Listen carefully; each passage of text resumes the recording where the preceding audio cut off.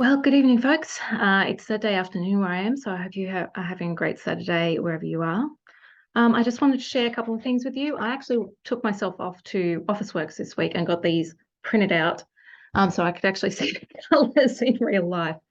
If you haven't seen them already, these are my two workbooks that are out at the moment for Mental Health Month.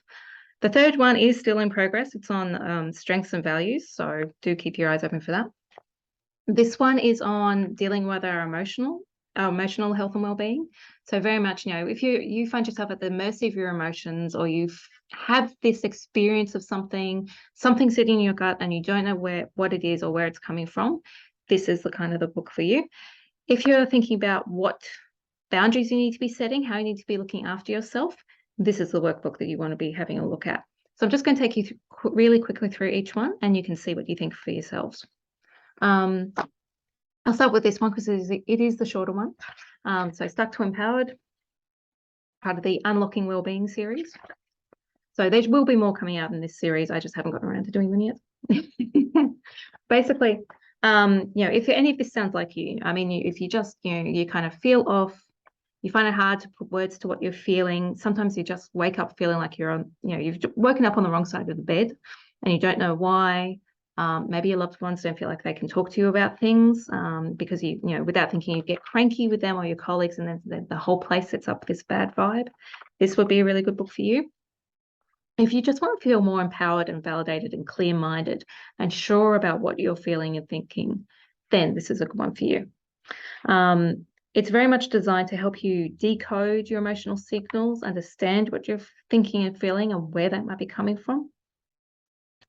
And as a result, then you can, track your moods, and you can understand and manage your stress and your anxiety and your anger more efficiently. It helps you be more compassionate to yourself. Like if you can understand what's going on for you and what might be going on for you, it's like, oh, okay, this makes sense. I don't need to be beating myself up for this. It also then helps you kind of bring that attitude for others as well. You kind of mirror it. If you can bring it in yourself, then you can mirror it for others. One thing that I'm particularly conscious of is that a lot of us get brought up in homes where we're not told that it's okay to feel. We're often told, don't cry, don't do this, don't do that, as if emotions are bad. And so then we grow up and we don't actually have a vocabulary to talk about what we're feeling. It's still there. Just because we don't have words for it doesn't mean it's not happening. But until we have words for it, we can't process it and deal with it and figure out how to work with it in the best way. So again, this is what this book is for.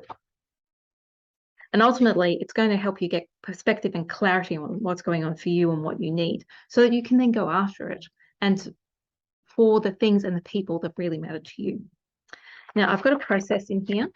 It really is, it's pretty simple. I know, it might look a bit complicated, but it's basically figuring out, exploring. It's like, what are your emotions? Where are they coming from? Giving you labels for all sorts of different emotions. So there's a feelings wheel in here that you can use. Then it's like, okay, so here's your top level knowledge, and then it's like, okay, well, let's apply it. Let's discover this for you. Unpacking and understanding what's going on for you and where it might be coming from. Increasing your self-awareness about what's going on, and therefore what you might be able to do about it.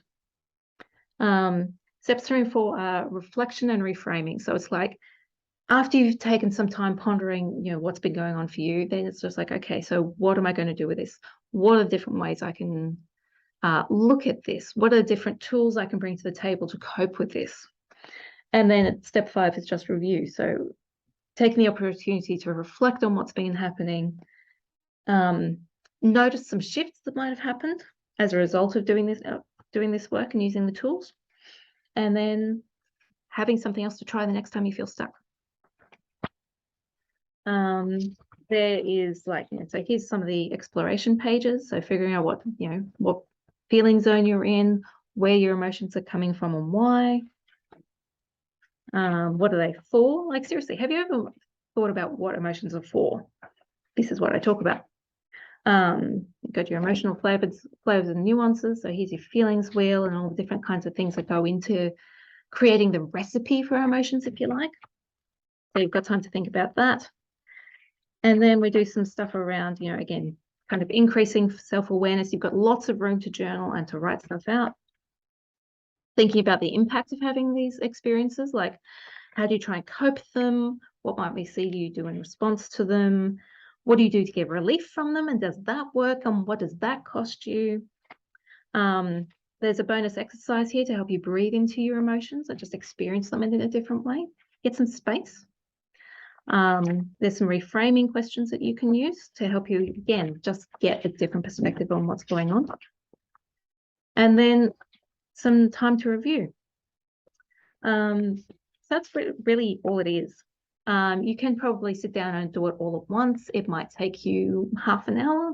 If you really want to spend some time delving into it, you could take 4 or 5. You know, it's very much what's going to work for you. But then once you've gotten used to doing it a few times, then you've got this little quick processing guide that you can use on the back to help you walk through it. And as you can see, it's small enough that you can print out and put into your day planner or whatever. So it's always accessible for you. So that's that one. And then the other one is the Confident Boundaries Journal. For people wanting to put better boundaries in place and feel good about doing it. I have to confess, I really love this one. Boundaries are not something we are really good at talking about. We're often worse at doing it. And then figuring out what we're doing for ourselves, and what we're doing for ourselves, for others.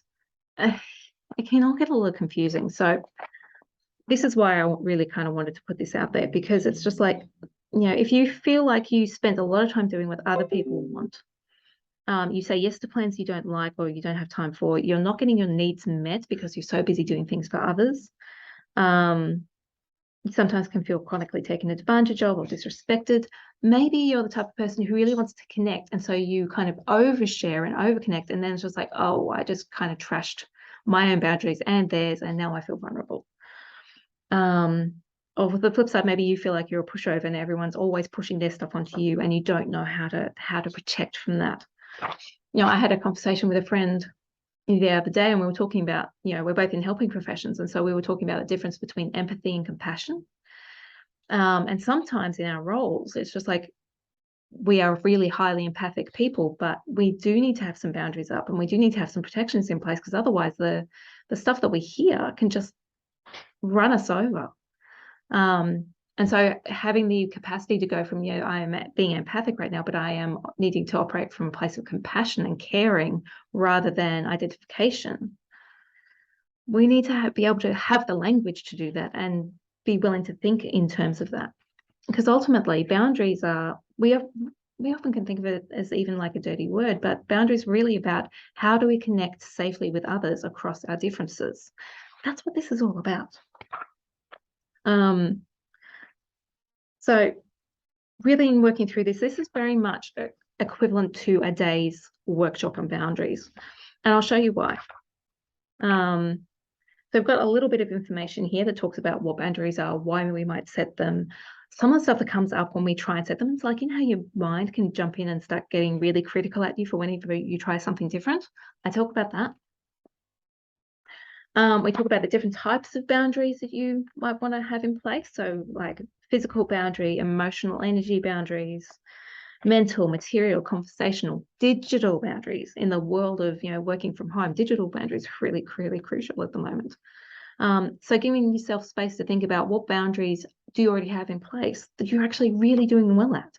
How can we maximize those? How can we take your skills in those areas and transfer them across to some of the other areas that you want to improve in? Again, we've got another breathing exercise in here. Just again, when you notice yourself getting tense in some of these situations, bringing yourself back down so you can keep thinking clearly and keep doing what you need to do. And then there's a whole lot of journaling space. If you were in a workshop with me, these are the questions that I would be asking, and we would be taking time to talk about in group.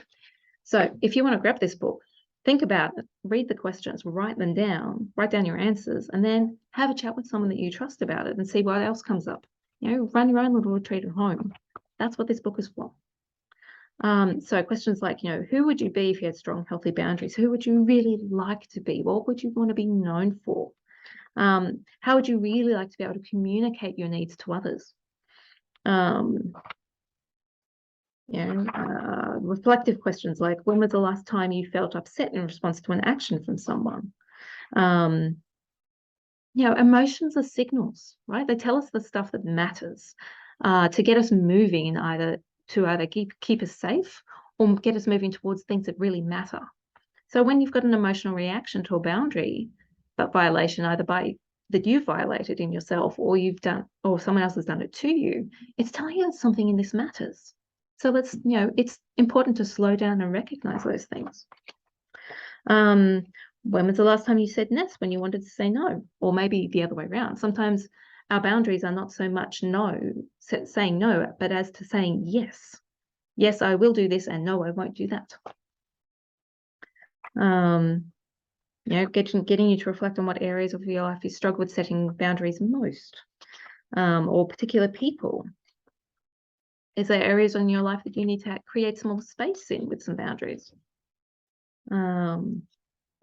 If you couldn't fail, what would you do?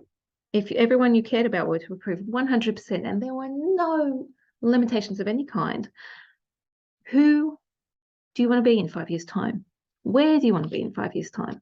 What are the boundaries you're going to need in place to make that happen? And then there's a whole lot of bonus prompts, and you can pick one or all of those to kind of reflect on. And then I've got a bunch of bonus scripts.